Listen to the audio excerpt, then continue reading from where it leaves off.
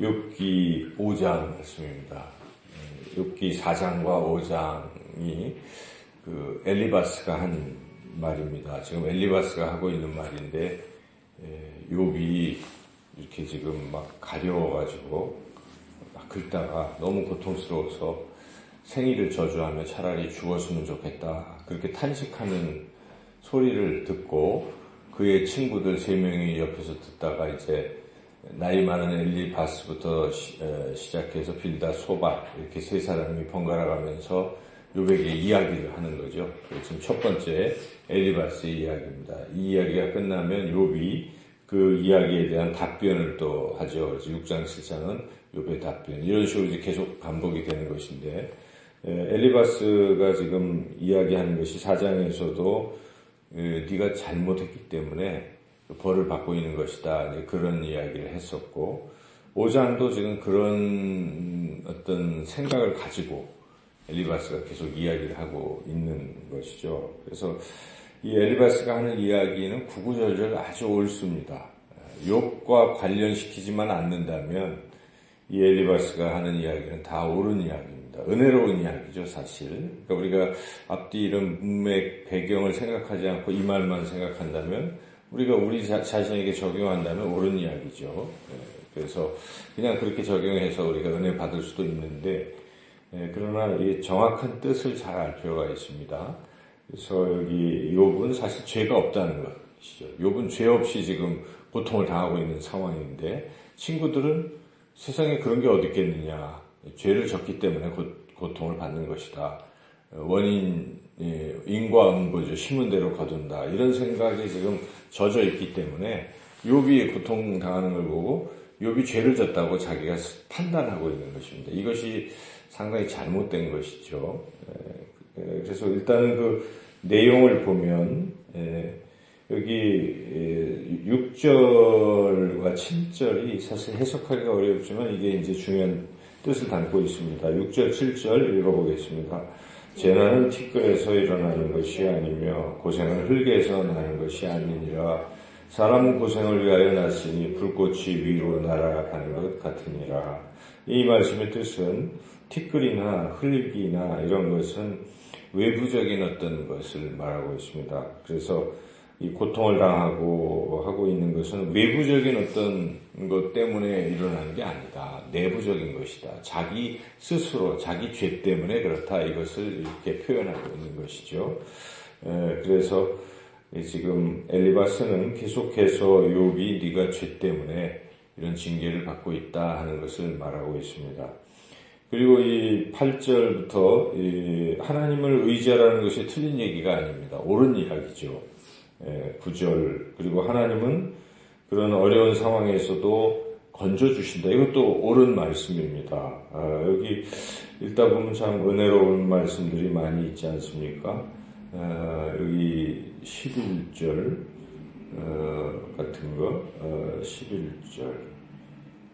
11절 읽어볼까요? 낮은 자를 높이 드시고 애곡하는 자를 일으키사 구원에 이르게 하시느니라. 옳은 말씀입니다. 하나님은 우리가 애통해하고 이렇게 어려움에 처해 있을 때 하나님이 우리를 구원하시는 것이죠. 그래서 이것도 옳은 말씀이고 18절도 참 옳은 말씀 아니겠습니까? 18절도 읽어볼까요? 하나님은 아프게 하시다가 싸매시며 상하게 하시다가 그의 손으로 고치시나니 결국 하나님은 고쳐주시는 하나님이시다. 다 옳은 말씀입니다. 너를 구원하신다. 22절 기근, 죽음, 전쟁, 칼의 위협에서 너를 구원하실 것이다. 이게 다 옳은 말씀이죠. 하나님은 그러신 분임에 틀림이 없습니다. 우리가 그 하나님을 바라보고 의지해야 하는 것이죠. 그리고 또 우리가 혹시 잘못된 것은 없나 우리 자신을 돌아보아야 합니다. 이 엘리바스의 말은 옳은 말씀이죠. 그런데 욥에게 적용할 수는 없다는 것입니다. 왜냐하면 욥은 지금 죄를 지은 사람이 아니기 때문에 이렇게 말할 수가 없죠. 그래서 우리가 이 엘리바스 같이 해서는 안 된다는 것을 교훈을 얻어야 됩니다. 우리가 사람을 보면 모르잖아요. 근데 고통당하는 것만 보고 아유 네가 잘못했으니까 그렇지 이렇게 단정해서는 안 됩니다. 어떤 상황에서도 우리가 그렇게 말해서는 안 된다는 것입니다. 우리가 해야 할 이야기는 그것이 아닙니다. 얼마나 힘드십니까?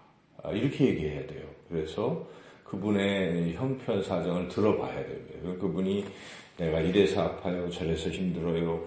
그렇군요. 하나님께서 도와주실 것입니다. 하고 이렇게 기도하고 격려하는 것이 옳지. 당신 잘못해서 그런 거야. 회개해. 이렇게 이야기를 하면 이거는 아닐 수가 있잖아요. 지금 엘리바스처럼 그렇게 해서는 안 되고, 그리고 우리가 남에게 이야기할 때 이 엘리바스 같은 태도를 가지서는 안 되는 또 하나의 요소는 자기는 잘났다라고 생각하는 것이 안 된다는 것이죠. 여기에 8절 한번 읽어볼까요? 나라면 하나님을 찾겠고 내 일을 하나님께 의탁하리라. 나라면, 이거 나는 그렇다는 것인데 너는 그렇게 안 한다. 이런 굉장히 교만한 것이죠. 이런 영적인 교만함을 버려야 됩니다. 믿음이 나는 훌륭한데 저 사람은 그렇지 못하다.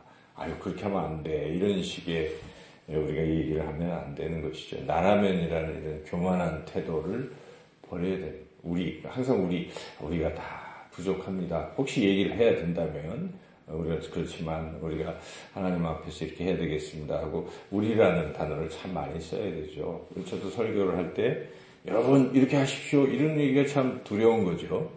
너는 잘하니? 이런 음성이 들리기 때문에 그래서 우리가 저와 여러분은 다 이렇게 항상 그것이 올바른 태도이죠.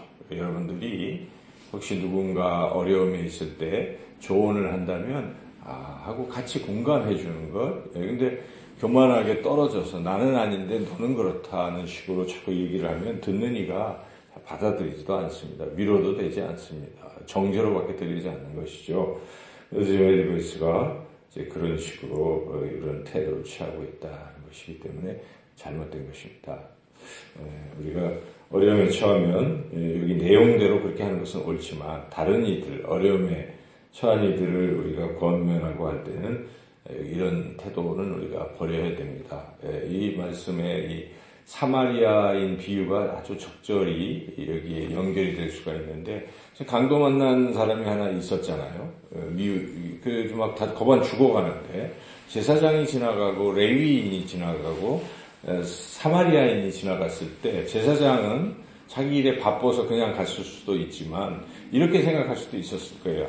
저 사람 뭔가 잘못을 해서 저런 고난에 빠졌어. 잘못한 사람 내가 도와줄 필요가 뭐가 있겠어 하는 식의 그런 어떤 잘못된 판단을 할 수도 있다는 것이죠. 그러나 선한 사마리아는 어떻게 했습니까? 그런 거 따지지 않습니다. 그가 당한 고통, 그 아픔, 그것만 본 거예요. 그래서 가서 도와줘야지 하고 싸매주고 고쳐주고 우리 인생이 그래야 됩니다.